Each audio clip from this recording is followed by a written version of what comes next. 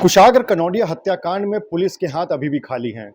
आरोपियों को जरूर गिरफ्तार कर लिया गया है, लेकिन इस पूरे मामले के पीछे मोटिव क्या था, ये अभी तक सामने नहीं आया है। हम लोग इस समय मौजूद हैं कुशाग्र के परिजनों, उनके रिश्तेदारों, उनके दोस्तों के साथ में। उनसे बात कर लेते हैं और जानते हैं कि आखिर ये जो पूरा मामला जा रहा है, ये किस तरफ जा रहा है और हकीकत क्या है। आपसे जानना चाहेंगे कि ये बताया जा रहा है जिस तरीके से कि संबंधों वाली बात आ रही है, तो उसको कहीं से भी पुलिस भी प्रूव नहीं कर पा रही है। आपको क्या कहना है इस मामले में? संबंधों की तो कहीं से कोई बात हो ही नहीं सकती है। वो बच्चा इतना सीधा था। उसकी कॉल डिटेल मेरे पास है।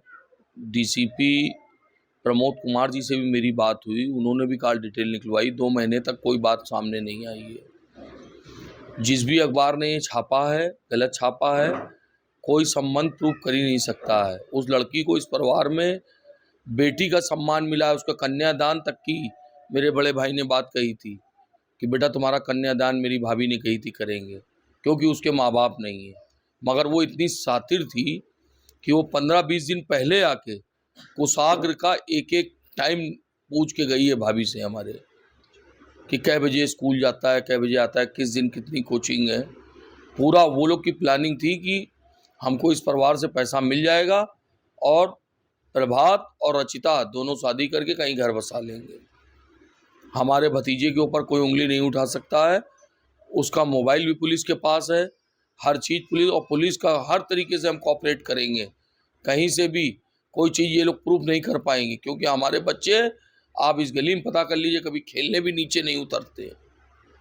हमारे लिए एक बार कोई कहे मैं उसका चाचा हूँ, मैं बचपन में शैतान था, हमने हर तरीके लड़ाई झगड़े किए, सब किया, हमारे लिए कोई कहे मैं मान सकता हूँ। मेरा भतीजे के लिए अगर कोई कहे मैं नहीं मान सकता हूँ, कोई प्रूफ नहीं कर सकता है। और इनको अगर सज़ा नहीं हुई तो योगी सरकार के ऊपर से मेरा विश्वास उठ जाएगा। ये जो पूरा मामला था, इसमें ये बात भी आ रही थी कि अपहरण और उसके बाद हत्या। ऐसा ही लगता है कि ये पैसों की वजह से ही किया गया, उसके बाद शायद कुछ ऐसा हो गया जिसकी वजह से ये हत्या करनी पड़ी। सिर्फ और सिर्फ पैसे के लिए, और कुछ भी नहीं। उनको पैसे चाहिए थे और पैसे लेके भागना था यहाँ से, इसीलिए उन्होंने पहले हत्या कर दी, बाद में पैसे का लेटर दिया। और कुछ ऐसा भी आप लोग बता रहे थे कि शायद आरोपियों की तरफ से कुछ गाड़ी वगैरह भी पहले से बुक करा के रखी गई थी। हम लोग को ये सट्टे वाली बात पुलिस से मालूम चली कि सट्टा खेलता था वो, और गाड़ी वाली बात पेपर में छपी तो उससे मालूम चली कि उसने गाड़ी बुक करा रखी थी। यानी एक तरह से कहीं ना कहीं पहले से प्लानिंग थी। और कुशाग्र की अगर बात करी जाए तो कुशाग्र बहुत ही सीधा साधा बच्चा माना जाता था, कोचिंग जाता था, स्कूल जाता था और सिर्फ वापस आ जाता था। ऐसा लगता है कि यही जो 3 आरोपी पकड़े गए हैं, यही मुख्य साजिश करता है। यही मुख्य साजिश करता है। इन्होंने ही किया है, जो कुछ भी किया है सिर्फ इन्हीं लोगों ने किया है। इनका परिवार भी शामिल है इसमें, इनके पिताजी भी शामिल हैं जो होमगार्ड की नौकरी करते हैं पनकी में, वो भी शामिल हैं इसमें, क्योंकि बगैर किसी की जानकारी के इतना बड़ा कांड उनके घर में नहीं हो सकता। ये पूरी तरीके से शामिल हैं। आप और कुछ कहना चाह रहे हैं इस पूरे मामले पे? हम पूरे मामले में यही कहना चाह रहे हैं कि आप लोगों से मेरी एक निवेदन है कि इस मामले में 16 साल के बच्चे की निर्मम हत्या हुई है। हमारे परिवार से तो वो बच्चा चला गया, वो तो जख्म मेरा कोई भर नहीं पाएगा। अगर हमको इंसाफ नहीं मिला तो इसके कहीं ना कहीं दोषी आप लोग भी होंगे।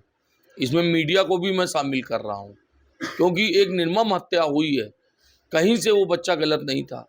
पैसा लेना था, पैसा ले लेते, उसको मारने की कोई आवश्यकता नहीं थी। हमें और कुछ नहीं चाहिए, हमें दोषियों को सज़ा मिले, कड़ी से कड़ी कार्रवाई, फास्ट ट्रैक में मामला जाए। कल से हमारे घर में सारे नेता आ रहे हैं, हमको झूठा आश्वासन नहीं चाहिए, हमको कार्रवाई चाहिए। अब आप लोग कैसे उसको सज़ा दिलवाओगे? आप लोग भी परिवार वाले हो, आप लोग के भी बच्चे हैं। हम लोग कहीं से कसूरवार हों, बीच चौराहे खड़ा करके हमको गोली मरवा दीजिए। किसी के झूठे आंसू पे नहीं जाना है हमको। हमारे साथ जो छल हुआ है, बेटी के तरीके माना था, उसको सज़ा मिलनी चाहिए।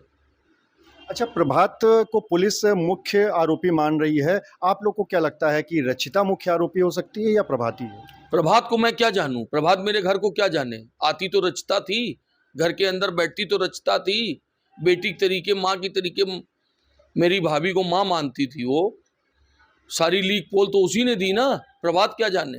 के अंदर क्या है, कहाँ कैसे कौन है। लखनऊ में चाचा रहते हैं, फलानी जगह वो रहते हैं, लेटर में बातें लिखी गई कि लखनऊ वाली फैमिली को सूचना मत दीजिएगा। तो ये सब रचिता ने ही तो बताया। प्रभात क्या जाने लखनऊ फैमिली है। टोटल स्कूटी भी रचिता की थी।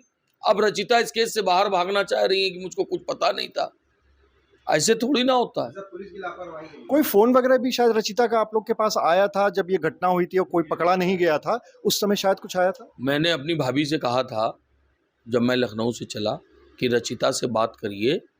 मेरे पता नहीं क्यों एक अचानक दिमाग में आया कि ये लड़की हमारे घर में बहुत आती थी, हो सकता है कि इसी का कहीं ना कहीं कोई रोल हो।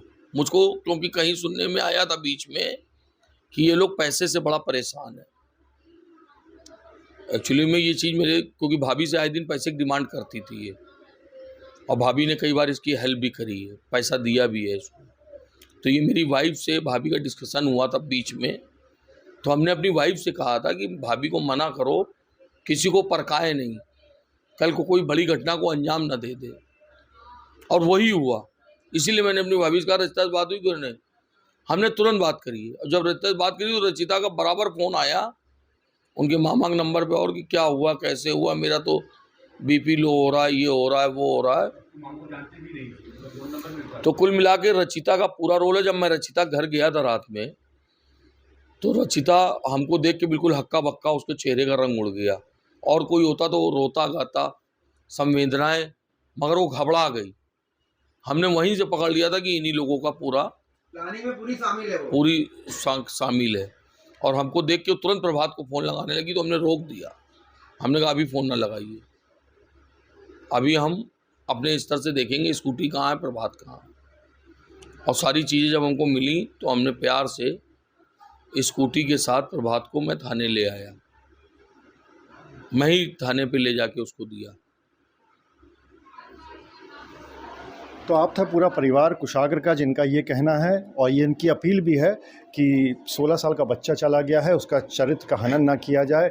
ये पूरा मामला पैसे का था, किडनैपिंग का था और उसके बाद हत्या का था, ऐसा परिवार का मानना है। और उनकी ये भी मांग है योगी सरकार से भी, पुलिस से भी, कि जल्द से जल्द जितने भी आरोपी हैं उनको सख्त से सख्त सज़ा दी जाए। कैमरामैन शारिक खान के साथ अनुराग अग्रवाल, TV9 कानपुर।